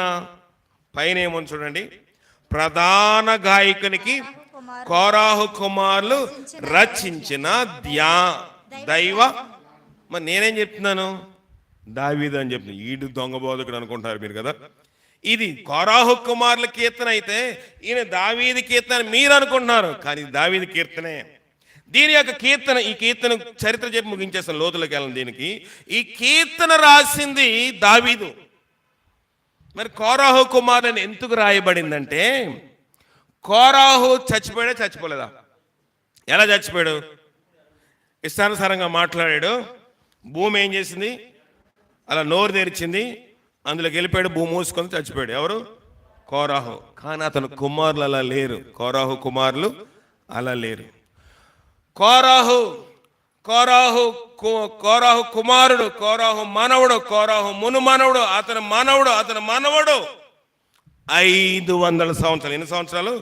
500 సంవత్సరములు. అంటే దాదాపుగా 5-6 తరాల వారు దేవుని మందిరములోని కాయిర్లో ఉన్నారు. కాయిర్ అంటే చాలా సంఘాల్లో పాటలు పాడడానికి ఒక బృందం ఉంటుంది. 5-10 మంది పాటలు పాడతారు, కాయిర్ బ్యాండ్ అంటారు. వీళ్ళు ఏం చేశారంటే, వీళ్ళు ఎవరైనా పాటలో నేను రాశాను అనుకోండి, ఆ పాటలకి రాగం తాళం పెట్టాలి కదా. ఏదో అక్షరాలు మనలోకి వస్తే బాగుంది, దానికి పాట రాయమంటే వీళ్ళు ఏం చేశారు, దానికి రాగము తాళము కలిపి కోరాహు కుమారులు మందిరములో వచనాలకి పాటను, శృతిని, లయలను, ఇంకా రాగము తాళము ఇచ్చేవాళ్ళు. అందుకే కోరాహు కుమారు అని అక్కడ రాయబడింది. కోరాహు కుమారులు దాన్ని కీర్తనగా పాడారు. కానీ మదిలో నుంచి, హృదయంలో నుంచి, ఆలోచనలోని, ఎవరి ఆలోచన నుంచి వచ్చింది? దావీదు దుఃఖంలోంచి వచ్చింది. నీ దేవుడు ఏమాయనని వారు నాతో అనుచుండగా నా కన్నీళ్లు రాత్రింబగల అన్నపానము అయిపోయింది. కోరాహు ఎవరు? దావీదు కూడా నిస్పృహలో ఉన్నాడు. దావీదు కూడా నిస్పృహ. ఒక మాట చదువుదాం, 7వ వచనం ఎలాగో చూడండి. దావీదు నిస్పృహ. నీ జల ప్రవాహాల ద్వారాల ధ్వని విని కరుడును పిలుచుచున్నది, నీ అలలనియు నీ తరంగములనియు నా మీదుగా పొర్లి పారుచున్నవి. ఎలాగుందంటే దావీదు జీవితము, నీ జల ప్రవాహ ద్వారాల ధ్వని విన్నప్పుడు, కరుడు అంటే ఏంటి? అలలు అలలుగా నన్ను పిలుస్తున్నాయి. నా యొక్క అన్నపానములు, నా కన్నీళ్ళు అలల్లా కనబడుతున్నాయి నాకు. ఈ దుఃఖం వచ్చినప్పుడు దావీదు యొర్దాను నది దగ్గరికి వెళ్ళిపోయాడంట. హెర్మోను పర్వతం మీద నుండి మీసాను కొండయు యొర్దాను నది దగ్గరికి వెళ్ళిపోయినప్పుడు, యొర్దాను నది యొక్క అంతం ఎక్కడ తెలుసా మీకు? యొర్దాను నది అంతము తెలుసా? యొర్దాను నది దాటు వేళ బీతులెల్లా బాపును, మృత్యు శ్రేమలన్నీ నన్ను క్షేమకోణం చేర్చును. ఎక్కడ చేస్తాయంట? మృత్యు శ్రమలు ఉన్నాయి. ఎక్కడ? యొర్దాను నదిలో. యొర్దాను 3 కిలోమీటర్ల నుంచి కింద పడుతుంది నీరు ప్రవాహము. మృత సముద్రములో అంతమవుతుంది. అక్కడ ఏ చేపలో బ్రతకవు. అక్కడ కుళ్ళి వాసన వస్తుంది. అక్కడ ఏదైనా చేప పడితే చచ్చిపోవడమే. అలాంటి నది దగ్గరికి వెళ్ళి ఎవరు దావీదు కెరటం లేకున్నాను అలలో అని నిరాశపడి చంపే ప్రభు అనలేదు. ఏమన్నాడు? ఆఖరు వచనం చూసి ముగించేద్దాం. నా ప్రాణమా నీవేళ కృంగి ఉన్నావు, నాలో నువ్వెందుకు తొందరపడుచున్నావు? దేవుని యందు నిరీక్షణ ఉంచుము, ఆయనే నా రక్షణకర్త, నా దేవుడు, ఇంకాను నేను ఆయన్ని స్తుతించడమే. ఏలియా అన్నాడు నాకు వద్దు ఈ పరిచర్య అన్నాడు. యోనా చంపే అన్నాడు. ఇంకెవరు? మోషే నన్ను తీసేసుకో అన్నాడు. పౌలు అన్నాడు నాకు శక్తిని మించిన భారం అన్నాడు. దావీదు కెరటాల దగ్గరికి వెళ్ళి, అల్ల దగ్గరికి వెళ్ళి ఏమన్నాడంటే, నా ప్రాణమా ఇంకను ఆయనను స్తుతించు. 5వ వచనంలో కూడా అదే మాట చెప్తాడు చూడండి. నా ప్రాణమా నీవేళ కృంగి ఉన్నావు, నాలో నువ్వు తొందరపడుచున్నావు, దేవుని యందు నిరీక్షించుము, ఆయనే రక్షణకర్తని నా దేవుడని చెప్పుకొనుచు ఇంకాను నేను దేవుణ్ణే స్తుతిస్తాను. దావీదుకి మిగతా భక్తులకున్న తేడా అదే. అందుకే దావీదు గురించి దేవుడు అన్నాడు, అతడు నా హృదయానుసారుడు. దావీదుకి శ్రమలు వచ్చాయి, దావీదుకి ఇబ్బందులు వచ్చాయి. ఒక ప్రక్కన సొంత కుమారుడు ఏం చేశాడు? శత్రువు అయిపోయాడు. ఒక ప్రక్కన పోయిన ఆదివారం విన్నాం కదా లైవ్లోని, ఏం చేశాడు? దావీదు యొక్క కుమారుడైన అబీషాలోము సహోదరుడు అమ్నోను తన సొంత చెల్లిని ఏం చేశాడు? చెరి చేశాడు. దానివల్ల చంపేశాడు. ఇన్ని శ్రమలు వచ్చినప్పుడు ప్రభుని ఎందుకు స్తుతించాలి? ప్రభుని ఎందుకు స్తుతించాలి? ప్రభుకి సమస్త ఆయన శరీరధారి అయ్యండి మనలాగా ఆయన శ్రమ పడ్డాడు. ప్రభుకి ఏం తెలుసాడు మన శ్రమలను మీరు అనుకోవచ్చు. ప్రభుకి ప్రతి శ్రమ అనుభవించడం లేదా? ఆయన వాక్యం చెప్పడానికి జక్కీని మార్చడానికి ఇంట్లోకి వెళ్ళాడు. ఇంట్లోకి వెళ్ళి జక్కీతో మాట్లాడుతుంటే ఈయన పాపి ఆయన ఇంటి దగ్గర బస్ చేస్తున్నాడు. అది ప్రభుకి వినబడిందా వినబడలేదా? వినబడింది, కానీ వినబడినట్లున్నాడు దేవుడు. ప్రభు ఉద్దేశం ఏంటి? జక్కీని మార్చాలి.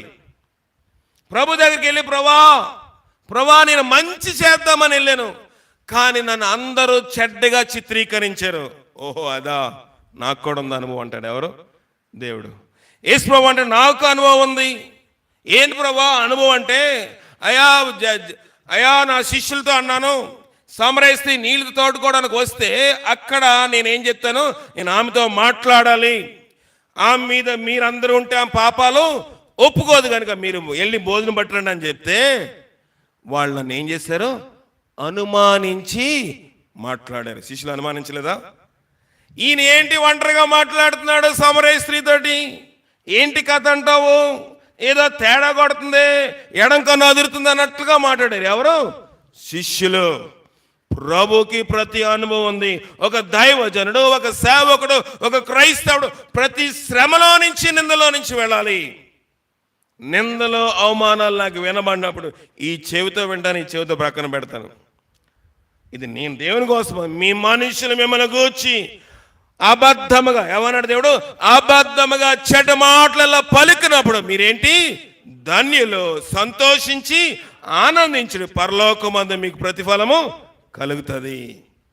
మనం నేను అక్కడ సేవ కోసం వెళ్ళాను, సమరయ స్త్రీని ఒప్పించడానికి వెళ్ళాను, నేను మంచి భక్తి చేసి సమరయ స్త్రీతో మాట్లాడి ఆమెను ఒప్పిస్తే ఊరందరిని తీసుకొస్తే శిష్యులు ఏమన్నారు, ఈయనేదో తేడా కొడుతుందిరా, సమరయులతో మనకేం పని, వాళ్ళతో మాట్లాడకూడదా కదా అని ఇష్టానుసారంగా మాట్లాడారు. ఎవరు? శిష్యులు.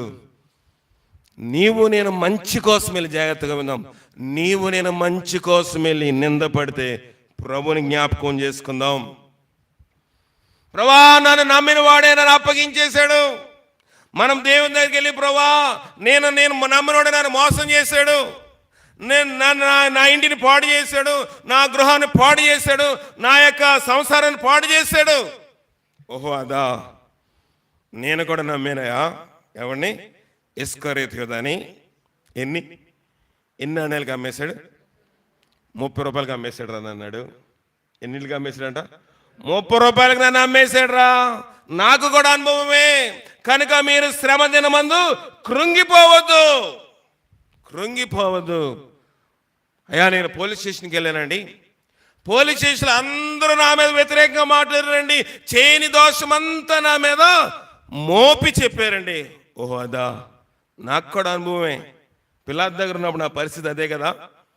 పిల్లాడి దగ్గర ఉన్నప్పుడు ఈయన దేవదోషం చేస్తున్నాడు, దేవునికి కానుకలు ఇద్దని చెప్తున్నాడు అని నా గురించి నిందలు చెప్పారు కదా, నాకు అనుభవం ఉంది. అందుకే నీ భారం యెహోవా మీద మోపండి. కృంగిపోవద్దు ప్రియమైన దేవుని సంగమా. కృంగిపోయి చనిపోవాలి. అయ్యో నాకు ఈ బ్రతకొద్దు, నేను చనిపోతే బాగుండు, అప్పుడు చనిపోతే బాగుండు, ఇప్పుడు చనిపోతే బాగుండు, నేను ఎందుకు బ్రతుకుతున్నాను అనుకున్నావేమో. దావీదు అన్నాడు, నా ప్రాణమా నీవేళ తొందర పడుతున్నావు, నాలో నీవేళ కంగారు పడుతున్నావు, దేవుని యందు నిరీక్షించుము, ఆయనే నా రక్షణకర్త, నా ఆధారము, ఇంకనూ నేను ఆయన్ని స్తుతించెదను. ఉందా మనకి? దేవుడు దగ్గరికి వెళ్దాం మనము. యేసు ప్రభు ఈ లోకంలో ప్రతి శ్రమలో నుంచి వెళ్ళాడు, ప్రతి ఇబ్బందిలో నుంచి వెళ్ళాడు, ప్రతి ఇరుకులో నుంచి వెళ్ళాడు. నీకు నాకేముంది? ప్రియమైన దేవుని సంగమా, ఎలాగుంది మన జీవితము? చనిపోవాలని ఆశతో ఉన్నావా? నిరాశతో ఉన్నావా? నీ జీవితంలో ఎవరితో మాట్లాడకుండా మౌనంగా ఉండిపోతే నీ సమస్యకి పరిష్కారం అని నువ్వు అనుకుంటావు. నీ జీవితంలో ఎవరితో లేకుండా ఒంటరిగా ఉండిపోయి నాలో నేను మౌనంగా ఉంటాను, నా సమస్యకి పరిష్కారం అనుకున్నాడు. ఎవరు? ఏలియా. అరణ్యంలోకి వెళ్ళిపోయాడు, బద్రీ వృక్షపు నీళ్ళలో ఉన్నాడు, 40 రోజులు ప్రయాణం చేసి గుహలో దాక్కున్నాడు. శబ్దాలు, ఉరుములు వచ్చి ఎవడ మాట్లాడలేదు కదా అనుకున్నాడు. దేవుడు అడిగితే నేను ఒక్కడనే ఉన్నాను, దేవునికి సేవ చేసేవారు ఎవరు లేరు, నన్ను చంపేస్తారు అనుకున్నాడు. దావీదు అన్నిటికీ ఒకటే సమాధానం చెప్తున్నాడు, దేవుని యందు నిరీక్షించుము. ఉందా? నీవేదో సమస్యలో ఉన్నావు, నువ్వేదో బాధలో ఉన్నావు, ఎవరికి చెప్పుకోలేని స్థితిలో ఉన్నావు, ఎవరికి చెప్పుకోలేని పరిస్థితిలో ఉన్నావు. ఈ మధ్యాహ్న కాల సంబంధం ఈ బలిపీఠం నుంచి నేను ఒక పిలుపునిస్తా ఉన్నాను. మీలో ఎవరైనా చెప్పుకోలేని సమస్యలో ఉంటే, చెప్పుకోలేని బాధలో ఉంటే, చెప్పుకోలేని ఇరుకులో ఉంటే మీ కుడి హస్తం పైకెత్తని మీకోసం ప్రార్థన చేస్తాను. ప్రభువా నా జీవితాన్ని నీకు ఇస్తాను, నా సమస్య నుంచి విడుదల ఇచ్చేవాడు నీవే. నేను నిరాశలో ఉన్నాను, నా బ్రతికి ఇంతే అనుకున్నాను, చనిపోతే బాగుండు అనుకున్నాను. ఈ సమస్యలు చూసినప్పుడు నాకు తలకు మించిగా కనబడుతున్నాయి. మీ హస్తాలు పైకెత్తండి, లైవ్లో ఉన్నవారు కూడా పైకెత్తండి. నీ సమస్య నీకు పెద్దగా కనబడుతుందేమో, నీ యొక్క ఇరుకు నీకు పెద్దగా కనబడుతుందేమో, నీ బంధకం నీకు పెద్దగా కనబడుతుందేమో. ఎవరో చూస్తున్నారని సిగ్గుపడద్దు, ఎవరో చూస్తున్నారని నీ చేయత్నం మానవద్దు. అయ్యో ఏదో బంధకం, ఏదో సమస్య, ఏదో ఇబ్బంది, భార్య వల్ల, భర్త వల్ల, బిడ్డల వల్ల, ఇరుగు పొరుగు వారి వల్ల, లేకపోతే ఆర్థిక సమస్యలా, లేకపోతే త్రాగుడా, వ్యభిచారమా, జోదమా, ఏ సమస్య అయినా ప్రభు అన్నాడు, నీ చేయి పైకెత్తు, ప్రార్థన చేద్దాం. మీకోసం ప్రత్యేకంగా ప్రార్థన చేస్తున్నాను. మీ చేయి దేవుని చూపించండి. ప్రభువా నేను ఈ సమస్యలో ఉన్నాను, ప్రభువా నాకు విడుదల లేదని నేను అనుకుంటున్నాను, నాకు విడుదల ఇచ్చేవాడు ఎవడని నేను అనుకుంటున్నాను. ప్రార్థన చేసుకుందాం. ప్రభు అన్నాడు దేవుని నిరీక్షించు, దావీదు అన్నాడు దేవుని నిరీక్షించమన్నాడు. ప్రభువా నాకు నిరీక్షణ దయచేయండి, నాకు ఒక సమస్య ఉంది, నాకు ఒక అఫేర్ ఉంది, నాకు ఒక బంధకం ఉంది, అయ్యో ఈ బంధకం లేకపోతే బ్రతకలేదు అనుకుంటున్నాను. చేయి పైకెత్తవా, చేయి పైకెత్తవా? దేవుడు చూస్తా ఉన్నాడు. దేవుడు జాలిగల దేవుడు. మరొకసారి పిలుస్తున్నాడు, మరొకసారి ఆహ్వానిస్తా ఉన్నాడు. మరొకసారి ఈ యొక్క వేదిక మీద నుంచి నేను పిలుస్తాను అనుకోవద్దు. దేవుడే నేను స్వయంగా పిలుస్తున్నాడు. నిరాశలో ఉన్న నిన్ను దేవుడు విడుదల చూస్తా ఉన్నాడు. జయముగల దేవా, మహోన్నతుడా, ఎంతమంది అయితే చేతుల పైకి ఏ సమస్య నాకు తెలియదు, వారి బాధ ఏంటో తెలీదు, వారి యొక్క వేదన ఏంటో నాకు తెలీదు, చనిపోతే బాగుండు అనుకుంటున్నారు, నీ కష్టం ఏమవుతో చెప్తే నన్ను దూషిస్తారు అనుకుంటున్నారు, నన్ను అవమానిస్తారు అనుకుంటున్నారు. కానీ ప్రభా, ఎంతో మంది చేతులు పైకెత్తి ఈ యొక్క ప్రార్థనలు ఏకీభవిస్తున్నారు. ప్రభా, వారి సమస్య నుంచి విడుదల దయచేయండి, వారి యొక్క నిస్పృహ నుంచి విడుదల దయచేయండి, వారి బ్రతుకు నుంచి నెమ్మది దయచేయండి. నువ్వు విడుదల ఇచ్చే దేవుడవు, నువ్వు సమస్య నుంచి జయమిచ్చే దేవుడు. ప్రభా, ఈ మధ్యాహ్న కాల సభలో ప్రతి సమస్య నుంచి విడుదల పొందుటకు సహాయం దయచేయండి, ప్రతి బాధ నుంచి విడుదల పొందుటకు సహాయం దయచేయండి, ప్రతి నిస్పృహ నుంచి విడుదల పొందుటకు సహాయం దయచేయండి. నీ ఆత్మచేత నింపండి. విడుదల ఆపుచేత ప్రతి శక్తిని యేసునామములో గద్దించుచుండగా నీ సన్నిధి, నీ బలము, ప్రోత్సాహం బిడ్డలకు దయచేయమని మా ప్రభును రక్షకుడైన క్రీస్తు ద్వారా అడిగి వేడుకుని పొందుకొనుచున్నాం పరమ తండ్రి. ఆమేన్, ఆమేన్. మీ చేతులు దించండి. ప్రభు దినం గనుక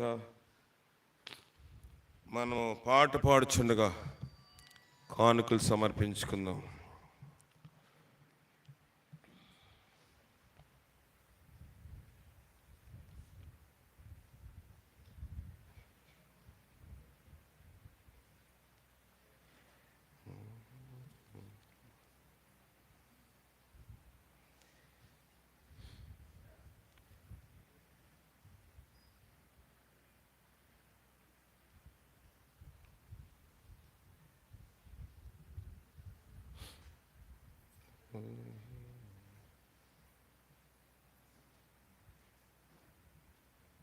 జీవనదిని నా హృదయంలో ప్రవహింపచేయమయ్యా. ఎన్నో పాట? 96వ పాట. ఆరాధన గీతంలో 96వ పాట పాడుకుందాం. హృదయం అందరితో పాడుకుందాము. 226వ పేజీ. 96వ పాట. 90 జీవనది 196, క్షమించండి. 277వ పేజీలో 196వ పాట. ఈ పాట పాడుచున్న కానుకలకు మన మధ్యలో ఉన్న సోదరు హానక్ గారు, సహోదరి ఎప్సిబామ్మ గారు కానుకలు తీస్తారు. అక్కడ సహోదరి రిబకా, సహోదరి ఇస్సాక్ కానుక తీస్తారు. మీ బైబిల్ మీ చేతితో పట్టుకోండి. జీవనదిని నా హృదయములో ప్రవహింపచేయుమయ్యా, జీవనదిని నా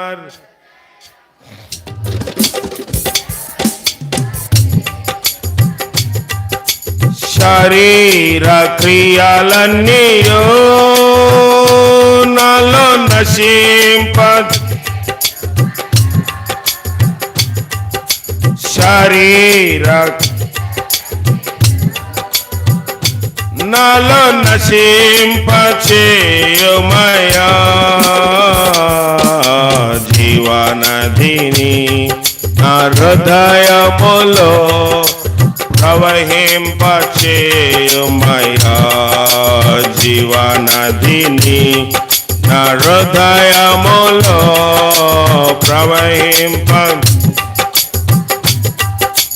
బలహీన సమయములో నీ బలము ప్రసాదించుము,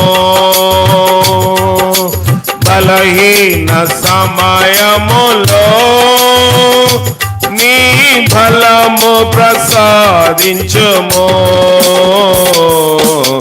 జీవనదిని నా హృదయములో ప్రవహింప, జీవనదిని నా హృదయం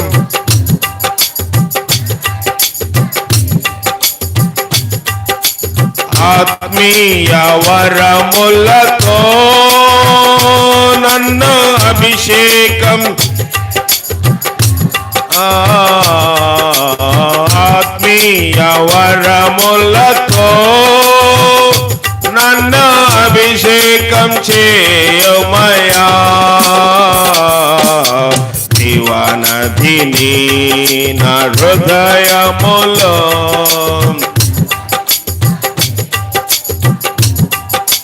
జీవనధిని నా హృదయములో ప్రవహింప ఎండి నా ఎముకలన్నీయో తిరిగి జీవింపచేయుమయ్యా. ఎండి నా ఎముకలన్నీయో తిరిగి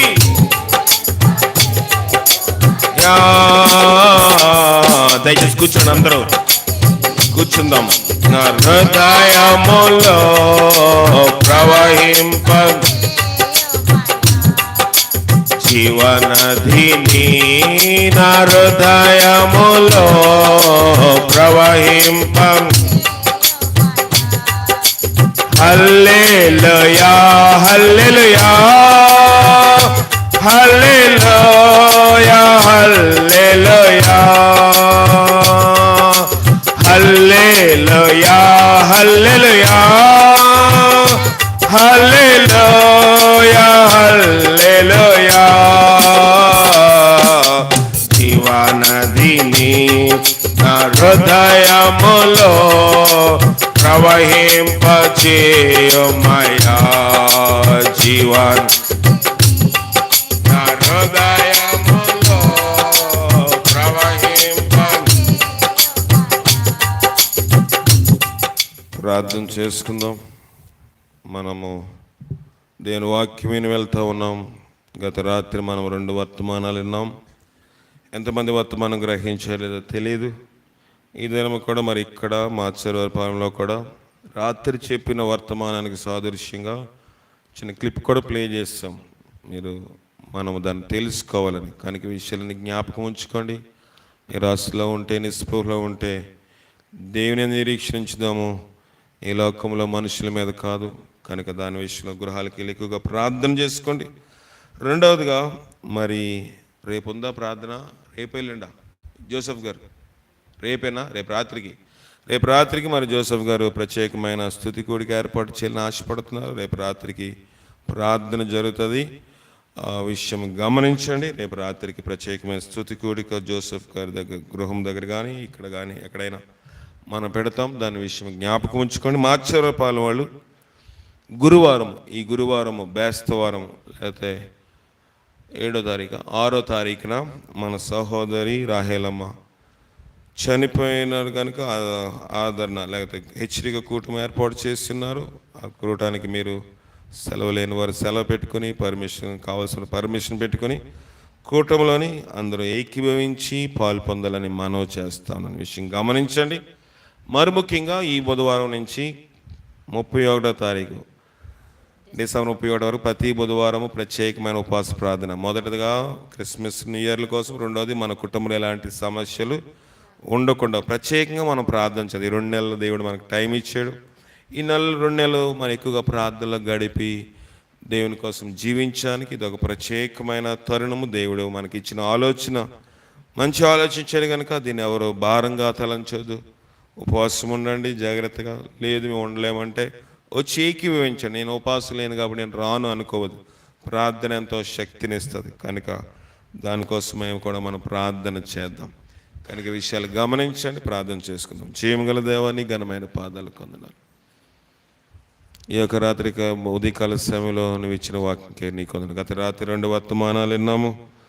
ఈ దినం కూడా వాక్యం ముందు వచ్చిన క్లిప్పింగ్ విన్నాం. ఇప్పుడు మళ్ళీ నిరాశ ఎలాగుంటుందో, నిస్పృహ ఎలాగుంటుందో, ఎలాగ దావీదు విడుదల కోసం దేవుని నిరీక్షించి మరలా నిరీక్షించే భాగ్యం మాకు దయచేయండి. వాక్యమైన గృహాలకు వెలిచిన ప్రతి బిడ్డ మీరు దీవించి ఆశీర్వదించి మీరే మహిమ ఘనత పొందమని మా ప్రభును రక్షకుడైన క్రీస్తు ద్వారా అడిగి వేడుకుని పొందుకునిచున్నాం పరమ తండ్రి. ఆమెన్. లైవ్లో వాక్యం విన్న మాచర్లపాలెం వారికి తెల్లకి వందనాలు. లైవ్లో ఉన్న వారు సెలవు తీసుకుందాం. లేదా మన పరమ తండ్రి అయిన దేవుని యొక్క ప్రేమ, కుమారుడైన యేసుక్రీస్తు వారి యొక్క కృప, పరిశుద్ధాత్మిక నిన్ను సహవాసము ఇప్పుడు ఎల్లప్పుడు సదా మనకు తోడైండి. నిరాశలో ఉన్న మనలను దేవుని నిరీక్షణతోటి ముందుకు నడిపించినట్లుగా ఆయన సహాయం మనం మెండుగా అనుగ్రహించి కాపాడును గాక. ఆమెన్. అందరికీ వందనాలు. దయతో క్షమించండి. ఆశీర్వాదం మరిచాను. లైవ్లో ఉన్నవారు సెలవు తీసుకుందాము. ఎక్కువగా